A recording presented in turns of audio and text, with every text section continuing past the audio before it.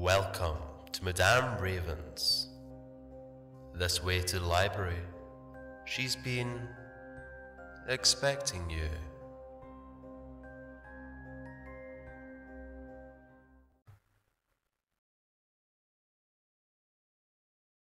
Welcome, my darlings. Please make yourself comfortable and leave the comfy chair by the fire for Ermin Case, my Patreon supporter. A Ouija board asked me to find a body. A true story by The Universe Scares Me. This previously got removed for fictional posting, so I just want to clarify that this is a true experience. I'm so extremely skeptical about the paranormal, but this experience kind of blew my mind, so I thought I'd share it. I used to live in a building that had 8 separate flats in it. I didn't interact much with the older people in the building, except for the guy who lived next door to me, one of the nicest guys I've ever met, and the guy who lived directly below me. I immediately noticed when I moved in that the guy below me was the opposite of a considerate neighbor. He blasted music at all hours of the night, sometimes for 24 hours straight. Honestly, I could sleep through a hurricane and it genuinely didn't bother me that much, except for the fact that it was super rude. Anyway, I opted to keep the peace and not mention it. The guy who lived next door to me, Gary, approached me one day asking if I was okay about the guy below me playing his music so loud. Even Gary could hear it in his flat. I told him I wasn't too bothered by it, and Gary said he was relieved because he didn't want me confronting the guy on my own. I'm a 20-year-old girl, and Gary's about 50, so I think he was just looking out for me. I asked why, and he said he'd met the guy but years beforehand through work, and he'd introduced himself as John. But when he moved into the flat, he introduced himself as Wes. Gary had gone back to one of the other guys who worked with him to double-check, and he said he'd switched between the 2 personalities regularly, so he obviously had some form of personality disorder. I'm hardly an expert on that stuff, but I'd hear Wes, that's the name of my boyfriend, and I ended up using it to refer to him, yelling quite a lot, and I wondered if maybe he played the music to drown voices out or something. I may be way off the mark. Like I said, I'm no expert. Anyway, one day I find a note taped to my door. "Stop your constant banging, I can't sleep." You can tell from the handwriting that it had been scrawled in a fury. Now, I was at work 8 a.m. to 6 p.m., and when I got home, I pretty much sat on the sofa all night. Obviously, I made tea and went to the bathroom too, but I definitely wasn't constantly banging. Anyway, Wes took it upon himself to start banging on his roof, my floor, whenever he felt I was being too loud. And that's how I know it wasn't me, because he'd bang at the most random times, when I hadn't moved from the sofa for over an hour. Or sometimes like 4 a.m. when I'd been in bed for hours. My boyfriend knocked on his door a few times, but he never answered. Okay, this is where it gets creepy. I don't necessarily believe in ghosts, to be completely honest, so I never thought much of the weird noises I heard in that flat. I was living in a building with 7 other people, after all. In hindsight, my boyfriend said some weird things in his sleep too, but he sleep talks random nonsense regularly anyway.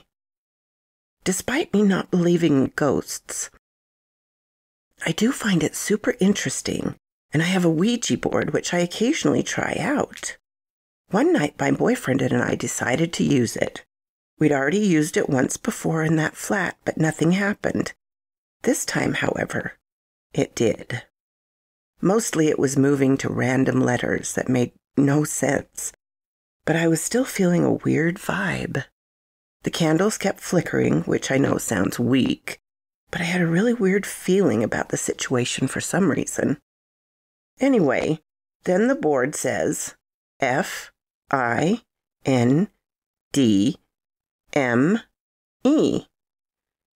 So I naturally asked, Where are you? And it says, WESHIDBODY.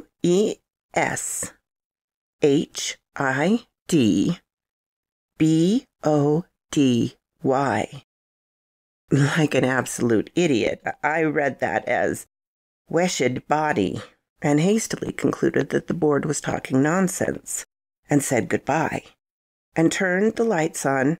To be completely honest, I was really freaked out. I thought I could hear things moving, and I didn't want my boyfriend to see how creeped out I was because he believes in ghosts, and I'm always super skeptical about it. Only afterwards, sat on the sofa, did I realize it had actually been saying, Wes hid body. When the realization hit me, I told my boyfriend, whose reaction was, "Oh, I see, very funny, nice try." To this day, he thinks I was pushing the board and playing dumb to make it seem realistic. But I wasn't. Out of curiosity, I tried to look up local murders or disappearances, but I couldn't find anything. I also can't find any social media for Wes or anything of interest about him online. I managed to find out his real name. I still don't know what happened or why the board said that. I'm convinced there's a logical explanation. Subconscious movement, maybe. But it freaked me the hell out. On a side note, how fuming would that ghost have been at me sitting there saying Weshid body? That makes no sense. I moved out of the flat a couple of months ago. Not gonna lie, I've not used the Ouija board since. So quoth this raven.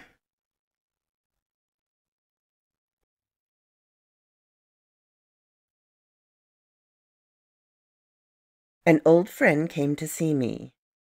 Then I found out she was dead. This is always my least favorite part of the day. I sit around in front of my laptop, and despite turning off all the distractions in my apartment, my mind is completely blank for what to write. Writing has always been my passion, the thing I love most in the world, yet I found myself very susceptible to writer's block. It's a vicious cycle that leaves me frustrated and still with no work done. Perhaps the fact that I'm constantly alone that gets to me. If I had more company, I think I'd have more experience to write about. However, I've always been too focused on the wrong things in life, like finding a boyfriend or a career that pays a crazy amount. And most of the time, this led me to having no friends and definitely no love life. The only real friend I've ever had in my life was a girl I went to high school with, who went by the name of Amy Lester. She was a beautiful girl who could have been the most popular girl in school if she wanted to be, but she didn't. She kept to herself every day, and at lunch it was typically only her and her books. When people, especially males, tried to talk to her, she turned them away dismissively. When I transferred to the school in the middle of my freshman year, Amy had befriended me almost instantly. I was surprised, but not willing to question it due to my horrible track record with friends. Amy and I were pretty much inseparable since that day. We would have sleepovers, and at lunch we would either chat about our books or read in a comfortable silence, not bothering to interrupt one another's concentration. Eventually, guys came up in our table less and less, because they knew what Amy would say. Rumors even started that she was a lesbian, and that she was dating me. These rumors used to truly upset me, but Amy was never fazed by them. Amy was never fazed by anything. Who cares what they're saying? We know the truth, Faith. And she was right, we did. So I would ignore them to the best of my ability. Eventually, what made my friendship with Amy crash and burn was what made all friendships crash and burn. Myself. In the early months of our junior year, I had developed a crush on a guy named Adam who was hopelessly in love with Amy. Amy turned him down as she did every other guy, but I always felt like Adam was different. Like the only reason she was turning him down was because of me. I was torn. I should be happy that she's a good friend who wouldn't deceive me, or should I feel bad that she might be missing out on the only guy she actually likes to spare my feelings? So I decided to do us both a favor and cut off the friendship so she would have freedom to talk to whatever guy she wanted. I didn't blatantly tell her I wanted to stop being friends with her. I stopped sitting with her at lunch, stopped texting her back, stopped coming over to her house. One day she asked me why. I told her it was because nobody could really be friends with me and come out of it untouched. Not even the kindest person in the world. Not even her. And that was the last time we ever talked. Shortly after that, Adam had taken my seat at lunch beside Amy. I didn't, and still don't, know the extent of their relationship, but I never needed to. My intuition is rarely wrong. I decided breaking off my friendship with Amy was for the best because it brought Amy and Adam closer, together. Who knows? Maybe they were even married now with a mini Amy and Adam running around, and it's thanks to me. I sighed deeply, hitting myself in the forehead. Stop getting distracted, Faith. I mumbled to myself out of aggravation, squeezing my eyes shut. Just right. Come on, it's not that hard. Just right. I was repeating to myself quietly, hoping it would spark some form of inspiration in me. Come on, Faith, you used to do this easily. Just start typing. I heard a little louder, and at first I thought it was surely my own voice willing me to do anything other than just sit here. But my voice is not that soft or sweet. My eyes popped open, and I quickly turned my head to see where the hell that voice would have come from. And why the hell did it sound so familiar? Hello? Who the hell is in my house? I shouted, pulling myself into a ball comfortingly, although this position definitely makes me quite the target for a serial killer. A bubbly giggle erupted from across from me, and my head whips in that direction at light speed. To my complete and utter surprise, it's Amy Lester. She stands there with her dark curls cascading over her shoulders, her hazel eyes seeming to light up the room as her pearly smile sends me into dazed confusion. How the hell does she look just as good as she did 6 years ago? Amy? What the hell are you doing here? I asked frantically, finding myself sitting up and throwing my laptop off of me. The girl giggles again, throwing her head back as if this is the funniest interaction she's ever had. It's certainly the weirdest one I've ever had. I'm sorry. I just had to talk to you. It really couldn't wait, and I don't have much time. So how about I explain after? She questions, and as much as I want to object, there's a glint of something in her eye that tells me to listen to what she has to say. Okay, I say wearily, scooting over on my bed. Have a seat. She does as I tell her and gently pushes down on my mattress. She muses. Firm. I nod simply, unsure of what to say to the girl. How did you find me? I finally decided on, staring at her with wide eyes. She gives me a confused look at first, which throws me off. How is she allowed to be the confused one in this situation? She's silent for a moment, placing a finger on her lips, before her face lights up and she launches into her speech. I was thinking about you the other day. Decided to Google you. The internet says you're some big fancy writer now, living in a small apartment downtown. You'd really better be careful, Faith. She pauses, leaning closer to me. One day a crazy person might show up here. The girl says this partly quietly, a giggle erupting from her once again after she says it. Just kidding. I don't want to scare you, but seriously, your apartment has some horrible security, she warns me, leaving me unsure how to respond. I can't help but think that how this whole conversation is going. Anyway, somehow, despite your address being listed, I didn't see a number. So I figured, why not pop in? Amy declares excitedly, throwing her hands into the air. I really hope that's okay. For a moment, I say nothing, staring at the enthusiastic girl in front of me as I sit lost in my own confusion.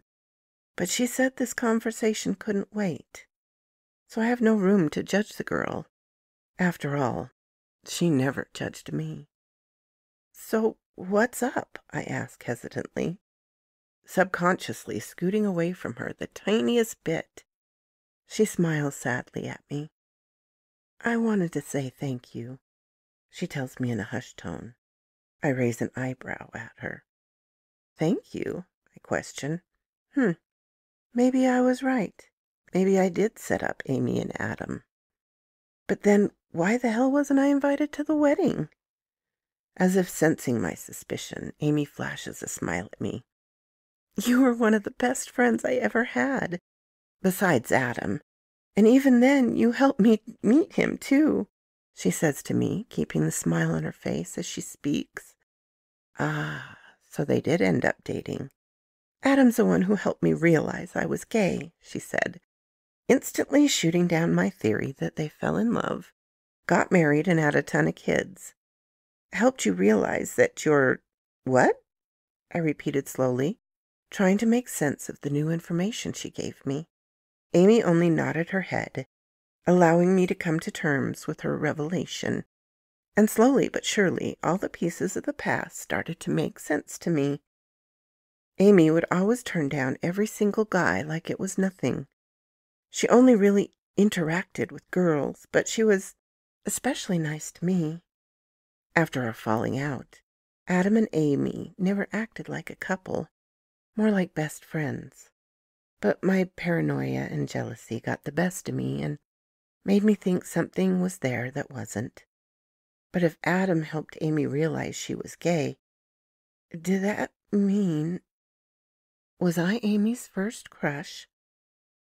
You're probably wondering if I was in love with you, Amy suddenly piped up, staring at me with soft eyes and pursed lips. I let my mouth open slightly, prepared for words to come out, and yet they didn't. I was moving my mouth, hoping noises would eventually come out and make me look less idiotic, but words never came.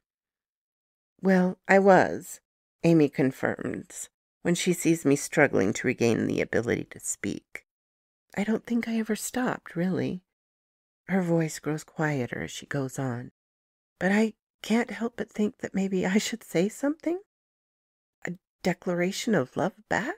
A polite rejection? It's okay. You don't have to say anything, Amy says, knowing me all too well as she smiles softly. This is more for me than for you anyway. I just had to tell you before... She trails off, quickly shaking her head. I just had to tell you, she reiterates, reaching over to interlock her soft hands with mine. Thank you, Faith, for helping me come to terms with who I am and accept it, for opening up my mind to a million new ideas and concepts that changed my life in the best way, for making me who I am today. She's suddenly getting blurrier, and I don't even notice it at first, but my eyes are tearing up as she pours her soul out to me. I hadn't even noticed, but tears are already streaming down her face. When did that happen? I desperately wanted to talk. Speak. I tried to will myself, say anything, but I don't. I say nothing as she slowly leans over to me and connects her lips to mine softly. Just a small peck. She pulls away all too soon, and my eyes are still squeezed shut, wanting to stay in this moment forever. Goodbye, she whispers in my ear. One moment, and the very next moment the warmth of her hands in mine is gone. The comfort of feeling her body so close to mine has disappeared. The presence of Amy in my tiny apartment has vanished, as if she was never there. Was she? or was some bizarre dream that was supposed to finally bring closure to my high school friendship. I let my eyes open, and sure enough, she's not there anymore. Amy? I choke out, scratchily, to my empty apartment. No answer. What the hell is wrong with me? Once I start thinking about the encounter, I can't stop. Amy was in love with me? Amy came all the way just to tell me that. I reached my hands up to brush over my lips. Were hers just there moments before? I think back to high school. All the moments I shared with my best friend. The jealousy I harbored over her and Adam. Maybe it was never Adam that I wanted after all. Maybe it was Amy. Maybe I still want her. Quickly I pull my laptop back onto my lap and remember what Amy said. Decided to Google you. Amy's words pop back into my memory, urging my fingers to begin moving before my brain can even process what I'm doing. Amy Lester. My fingers type into the search bar, and I press enter. To my surprise, the first thing that pops up is an obituary. I roll my eyes at the results, scrolling past it until I find Amy's Facebook page. Unfortunately, her number isn't listed, but the page lets me know that she works as a librarian at an elementary school across town. That suits her. I pause for a moment, searching my brain for who could possibly have Amy's number. Then a light bulb goes off in my head, leaving me feel like an idiot. Adam! Again, my fingers know what to do before I even do it, and his Facebook page is up in a split second. Dear, far less cautious Adam does have his number listed on his page. I scramble to pull my phone out and dial his number at the speed of light. I need to get a hold of Amy. The line rings for several moments before he answers. Hello? Who is this? His voice is far deeper now than it was in high school. Hey, Adam, it's Faith Howson. From high school? I was Amy's friend, I say weakly, my voice breaking almost instantly. God, this is not how I imagined this going. Oh, the boy's voice is instantly sad. I suppose you're calling because what happened to Amy? His questions, his voice sounded emptier and emptier as he speaks. I can't help but wonder what he's talking about. What does he mean, what happened to Amy? He can't be talking about her visit to me. She only just left. What happened to Amy? I question, anticipation rising in my chest. The man pauses. I can almost swear I hear a muffled sob come from his end of the phone. She passed away last night. She'd been struggling with heart issues for a while now, but we thought she was doing better. It was so random. Heart failure, the doctors say. Adam is practically falling apart as he speaks to me, getting more choked up on every word. I find myself frozen, unsure how to respond. There's no way the boy can be serious. She was just with me. Is that a joke? I stutter, feeling a lump being formed in my throat as I get the question out. Adam scoffs. No, Faith, it's not a joke. If you're not calling to offer your condolences about the fact I lost my best friend, then why are you calling? He asks. And I instantly feel terrible for questioning him, despite the strangeness of the whole experience. I trail off, racking my brain for a plausible answer. I have no effing clue, I whispered to him. I'm sorry. And just as quickly as I dialed his number, I hang up. I'm not sure how long I sit there after, just staring at my phone. I've never been one to believe in spirits or ghosts. Hell, when I was little, I never even went to church. But after this, Every doubt I've ever had fades away. Amy is a guardian angel. She needs to find closure and peace with me to move on. And God needed it too. And God, I needed it too. More than I could have ever known. After what feels like an eternity, my eyes move away from my cell phone and slowly wander over to my computer. The surge of inspiration I've been desperately waiting for erupts in me like a volcano. Without a second thought, I grab my computer and write down everything I desperately wanted to say to Amy, but didn't, because now I know I'll never have the chance to. So quotes this raven. If you like this, please hit the little button to let me know. If you didn't, hit the little button to let me know. Leave a comment.